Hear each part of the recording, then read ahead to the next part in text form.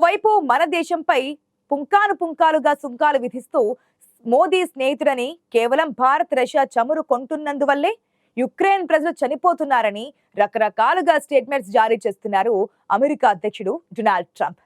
ఆయన మాటలు ఒక్కదానితో మరొక దానికి సంబంధం లేకుండా ఉంటాయి. ఒక మాట అంటారు, ఆపై 2 రోజులకే దాని నుంచి యూ టర్న్ తీసుకుంటూ ఉంటారు.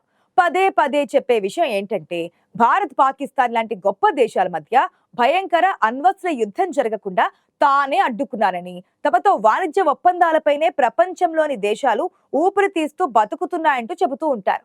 ఆయన మాటలను వింటూ వాటిని విమర్శించే వాళ్ళు విమర్శిస్తున్నారు, కానీ ఆయన తెర వెనుక చేస్తున్న కొన్ని పనులు ఎవరూ గుర్తించడం లేదు. ఆయన బహుశా వాటిపై దృష్టి పడకుండా ఉండడానికే అలా పొంతనలేని మాటలు మాట్లాడుతున్నారా అన్న అనుమానాలు కలుగుతున్నాయి. మీరు గమనించారా, ఈ మధ్య అందరూ నేపాల్ గొడవలపై ఉండగానే ఓ అనూహ్య ఘటన చోటు చేసుకుంది. బంగ్లాదేశ్ 2వ అతిపెద్ద నగరమైన చిట్టగాంగ్ షా అమర్నాథ్ అంతర్జాతీయ విమానాశ్రయంలో అమెరికన్ ఎయిర్ ఫోర్స్ కు చెందిన 3 C-130J సూపర్ హెర్క్యులెస్ విమానాలు Mi-17 హెలికాప్టర్స్ ల్యాండింగ్ చేశాయి. ఇవి కీలక రవాణా విమానాలుగా చెబుతూ ఉంటారు. జపాన్ లోని యుఎస్ ఎయిర్ ఫోర్స్ యొకోటా స్టేషన్ లో ఉండాల్సిన ఈ విమానాలు ఎయిర్ ఫోర్స్ కు చెందిన 242 సిబ్బందితో సహా ఎందుకు బంగ్లాదేశ్ వెళ్లాయన్నది ఎవరికీ తెలియదు. ఆ సమయంలో బంగ్లాదేశ్ లో అమెరికా ఇన్ఛార్జ్ కూడా చిట్టగాంగ్ లో అందుబాటులో ఉన్నారు. నిజానికి ఆ విమానాలలో చిట్టగాంగ్ కు ఏమేం ట్రాన్స్పోర్ట్ అయ్యాయి, ఎందుకు ట్రాన్స్పోర్ట్ అయ్యాయి అన్న విషయాలపై పలు అనుమానాలున్నాయి. సరిగ్గా వారం రోజుల క్రితం విన్యాసాల సాకుతో బంగ్లాదేశ్ లో యుఎస్ ఆర్మీ దిగిందన్నది పచ్చి నిజం. ఇవన్నీ చూస్తే అమెరికాతో కలిసి బంగ్లాదేశ్ యుఎస్ ప్రభుత్వం ఏం కుట్రకు ప్లాన్ చేస్తుందన్న అనుమానాలు కలుగుతున్నాయి. యుఎస్ ఆర్మీ చిట్టగాంగ్ లో చేపట్టిన సీక్రెట్ మిషన్ ఏంటి, వారి టార్గెట్ ఏంటి, రిపోర్ట్లు ఏం చెబుతున్నాయి? ఇవి ప్రస్తుతం సమాధానం లేని ప్రశ్నలు. ఇంకా అనుమానం కలిగించే మరొక విషయం కూడా ఇక్కడే చెప్పుకోవాలి. అదేంటంటే, US army, US air force కు చెందినటువంటి దాదాపు 120 మంది అధికారులు ఈ నెల 10వ తేదీన అమెరికా బంగ్లాదేశ్ ఎయిర్లైన్స్ విమానంలో ఢాకా నుంచి చిట్టగాంగ్ లో దిగారు. అక్కడున్న రాడిసన్ బ్లూ హోటల్లో చెక్ ఇన్ చేశారు. యుఎస్ సైనిక సిబ్బంది కోసం హోటల్ 85 గదులు బుక్ చేసినట్లుగా రిపోర్టులు కూడా చెబుతున్నాయి. ఇక్కడ మరో ఇంట్రెస్టింగ్ పాయింట్ కూడా ఏంటంటే, వారి పేర్లు హోటల్ గెస్ట్ రిజిస్టర్ లో నమోదు చేయబడలేదు. ఎందుకలా జరిగిందో ఎవ్వరికీ తెలియదు.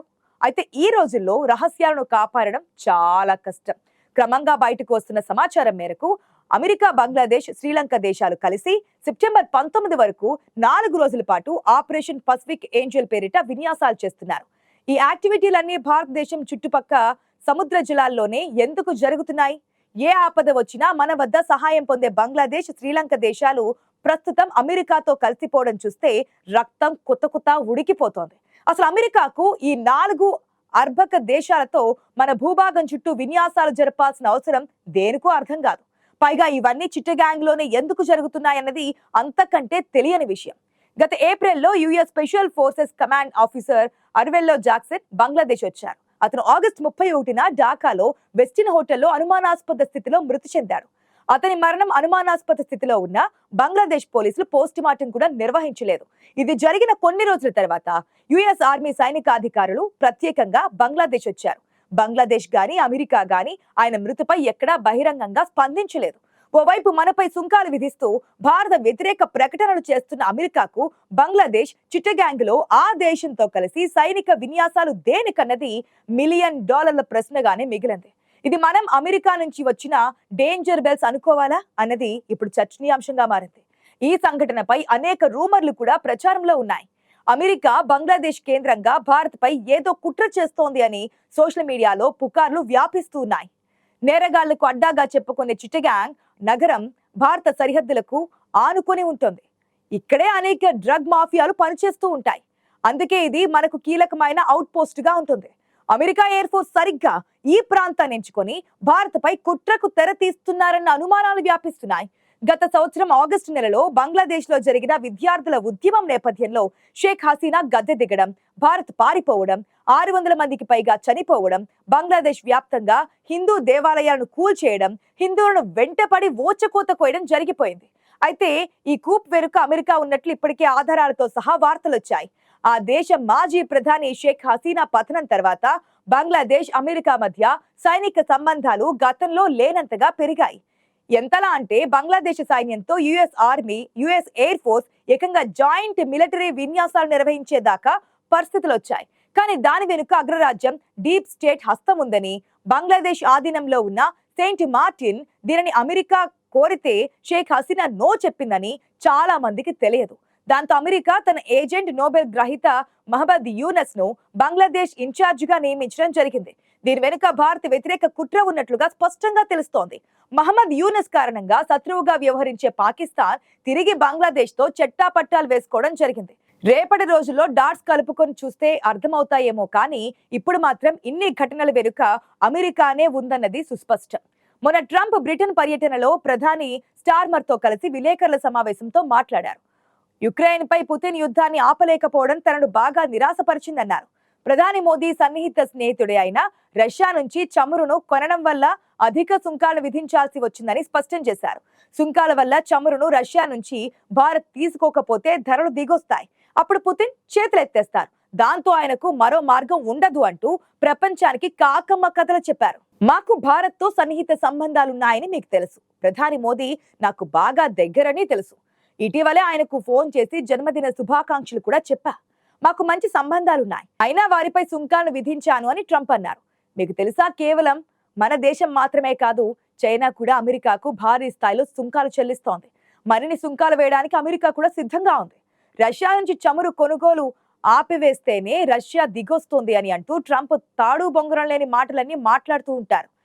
ఇదిలా ఉండగా భారత్ చైనా విషయంలో అమెరికా విఫలమైందని రష్యా విదేశాంగ శాఖ మంత్రి సెర్గే లావ్రోవ్ వ్యాఖ్యానించారు. ప్రాచీన నాగరికత కలిగిన ఆ రెండు దేశాలతో సుంకాలతో బెదిరించాలని చూడడం వ్యర్థమని అమెరికాకు బోధపడుతుందన్నారు. నాకు నచ్చనిది చేయకండి, లేకపోతే సుంకాలు విధిస్తాను అనే ధోరణిలో మాట్లాడడం ఆ దేశాల విషయంలో పని చేయలేదని ఆయన అన్నారు. త్వరలో ప్రధాని నరేంద్ర మోదీతో ట్రంప్ భేటీ కానున్నారు. అక్టోబర్లో మలేషియా వేదికగా జరగనున్న ఆసియన్ శిఖరాగ్ర సమావేశానికి ప్రధాని మోదీ, ట్రంప్ హాజరవుతారు. ఈ సదస్సుకు అనుబంధంగా మోదీ, ట్రంప్ మధ్య ద్వైపాక్షిక భేటీ జరిగే అవకాశం ఉన్నట్లుగా వార్తలొస్తున్నాయి. ఆపరేషన్ సింధూర్ అనంతరం ఇరు దేశాల నేతలు మొదటిసారి భేటీ అవనున్నారు. ఆపరేషన్ సింధూర్ పై ట్రంప్ వ్యాఖ్యలు, భారత్ పై టారిఫ్ల వేళ ఈ భేటీ జరుగుతుండటంతో ఇప్పుడు అందరి దృష్టి దానిపైనే ఉంది. అయితే ఈ భేటీపై ఇంకా అమెరికా, భారత్ ప్రభుత్వాలు ఎటువంటి అధికారిక ప్రకటన చేయలేదు. అయితే మన దేశంపై బంగ్లాదేశ్ కేంద్రంగా జరుగుతున్న కుట్రేమిటో తెలియాల్సి ఉంది. ఆ విషయాన్ని మోదీ మలేషియా సమావేశంలో అడుగుతారా అనేది చూడాల్సి ఉంది. ఇప్పటికే బంగ్లాదేశ్ తాత్కాలిక ఇన్ఛార్జ్ యూనస్ పై మాజీ ప్రధాని షేక్ హసీనా పలు ఆరోపణలు చేశారు. ఆయన దేశాన్ని అమెరికాకు అమ్మేశాడు అంటూ హసీనా విమర్శించారు. తమ పార్టీ అవామీ లీగ్ పై నిషేధాన్ని రాజ్యాంగ విరుద్ధమని ఆమె ఖండించారు. పార్టీ అధికారిక ఫేస్బుక్ ఖాతాలో ఆ మేరకు ఆడియో సందేశం పోస్ట్ చేశారు.